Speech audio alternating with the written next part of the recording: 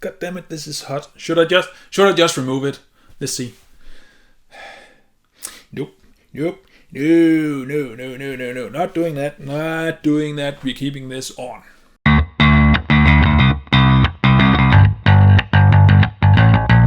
Hello everyone, my name is Daidarius and welcome to the review of Breeders Season 2. Now, Breeders was a delightful surprise for me last year. It is a fantastic series.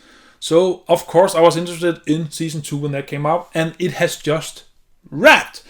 But I was concerned a bit, and that was that in Season 2, they have done a time skip, a time jump, so that the kids are now older. Luke is now, I think, 12 or 13, and Ava is like 10. So it's a big time jump, and I was wondering why, but then you see the beginning of the season, and that is because, well, we can't just do the parent thing for toddlers. We need the teenage and preteen problems. So that is why they did the time skip. And the season starts with Paul being in therapy because of his anger issues, and I guess he has been in therapy for 6 years or 7 years, or how long the time jump is from the first season, and it hasn't worked. And Luke's not doing that well in school because it looks like that he has some anxiety attacks. Ava is doing better, but she has some issues regarding some freedom because she's now growing up, like, can I get a mobile phone? Can I walk home alone? I have maybe just discovered religion that isn't the same outlook or belief as my parents, so how is that gonna turn out? And of course, our two main characters are also having issues because they're getting older, and maybe they don't want another baby, and how is that gonna affect them? And also, they don't communicate as much as they should have. So that is basically the season summed up. But again, just like the former season, there's a lot of not isolated storylines, but there's a lot of isolated episodes that have an overarching storyline in this season where you can't really just sum it up because they are their own contained thing. However, what I liked about this season is, first of all, the time jump, because it presents new challenges for this family as a whole, but also it tries to deal with difficult subjects such as anxiety and depression, religion, but not like do you believe or don't you believe in a higher power, but more of I believe this thing and you believe this thing, and will that create some friction between us in our daily lives now that we are parent and child. So they're trying to tackle that at least, but also feeling like your life is kind of escaping through your fingers. You're holding on tight as much as you can on your life right now. You have your children, you have your partner, everything is great, but life changes all the time. That is part of life. That is one of the meanings of life, is change. But you're not liking the change. You don't enjoy the change, so you're feeling like everything slips away and you are treading water and you can barely keep yourself afloat. They also tackle that in here, and again, just like the former season, is actually handled quite well, and you do buy these sometimes kind of abstract scenarios, or at least over the top scenarios, but it fits with the mood of the show. And also the acting across the board is fantastic. Even the child actors are doing a magnificent job. I just love the pacing. I love the way it intertwines both humor and drama.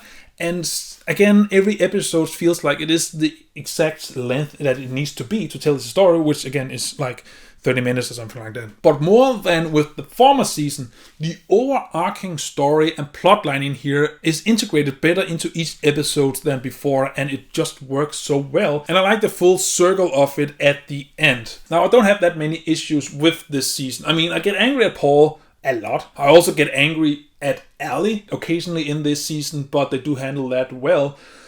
But most of all, it is Luke that I both have issues with, but I sympathize the hell out with him. And not because I can relate to what he's going through. I can't at all. I didn't went through what he's going through.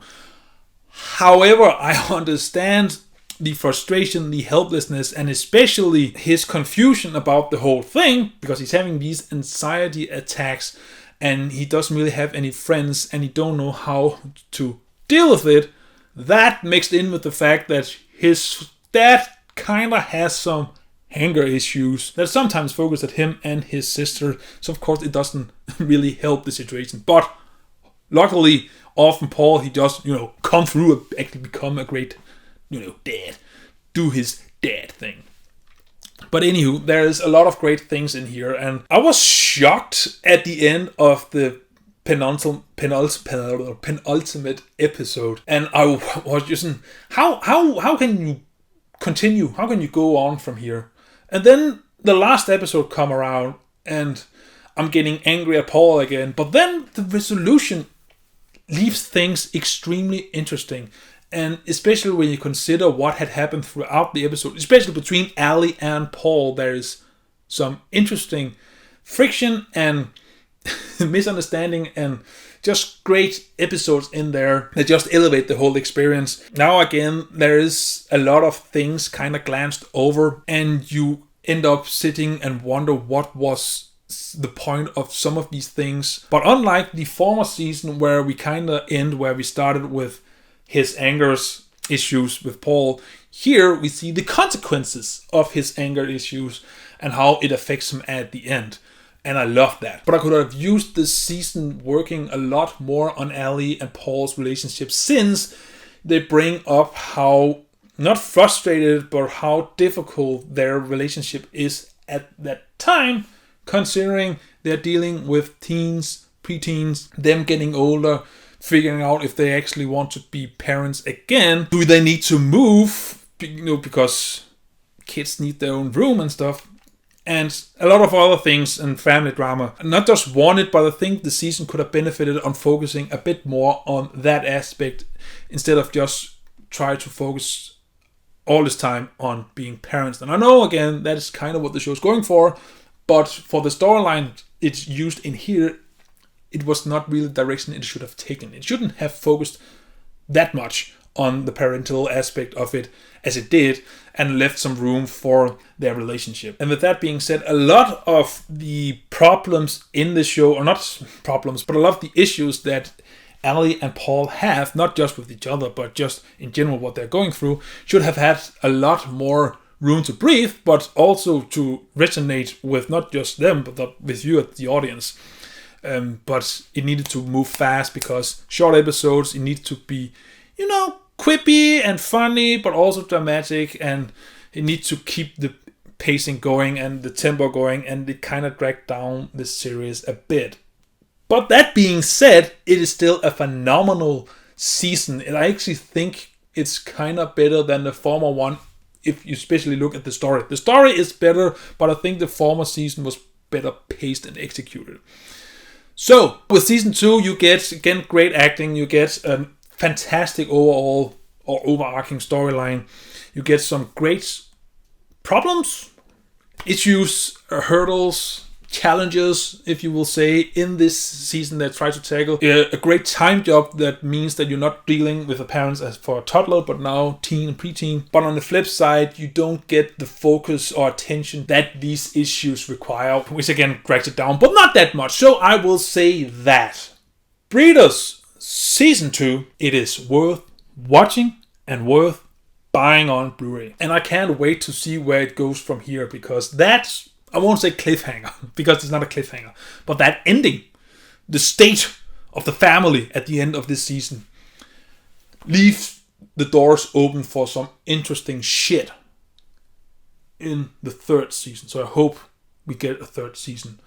Maybe even a time jump again, because let's see how they deal with almost grown-up kids. Why not? But we'll see. So, Breeders Season 2, have you seen it? What do you think about it? And in case you don't know, it is on HBO. So Max or Nordic or wherever in the world you are located, your HBO streaming service, it is on there. So give it a go. It is definitely worth your while. It is only 10 episodes long, or each season is 10 episodes long, and they are roughly half an hour each. So it is quickly to breeze through? And how do you think it holds up against the first season? I still like the first season better, but this is still a fantastic season. So, whatever you think, comment below and make your thoughts. And as always, until see you in the next video, remember to stay awesome. See ya!